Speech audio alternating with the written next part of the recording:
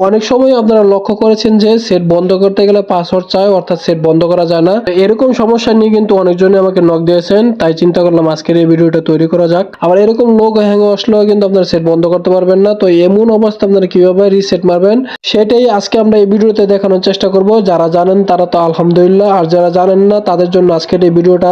এরকম অবস্থায় আপনারা ভলিউম প্লাস মাইনাস এবং পাওয়ার বাটন একসাথে চেপে ধরে রাখবেন যতক্ষণ পর্যন্ত না সেট বন্ধ না হয়। আমরা যেমন একসাথে দুইটা বাটন চেপে ধরে রেখেছি, আপনারা ঠিক একইভাবে ধরবেন।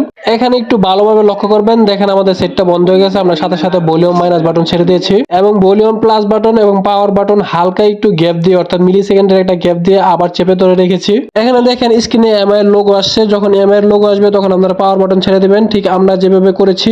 পাওয়ার বাটন ছেড়ে দেওয়ার পর যতক্ষণ না পর্যন্ত রিকভারি মোড আসবে ততক্ষণ পর্যন্ত ভলিউম প্লাস বাটন চেপে ধরে রাখবেন। এখানে দেখেন লেখা আছে এমআই ইউআই রিকভারি মোড, তার মানে আমাদের সেটটা রিকভারি মোডে প্রবেশ করেছে। রিকভারি মোডে প্রবেশ করার পর আপনার ভলিউম প্লাস এবং মাইনাস বাটন দিয়ে উপরে নিচে নামবেন এবং পাওয়ার বাটন দিয়ে সিলেক্ট করবেন। তো আমরা এখানে প্রথমে ওয়াইপ ডাটা, তারপর হচ্ছে ওয়াইপ ওয়াল ডাটাতে প্রবেশ করব, এরপর কনফার্ম করে দিব, তাহলে আমাদের সেটটা রিসেট হয়ে যাবে।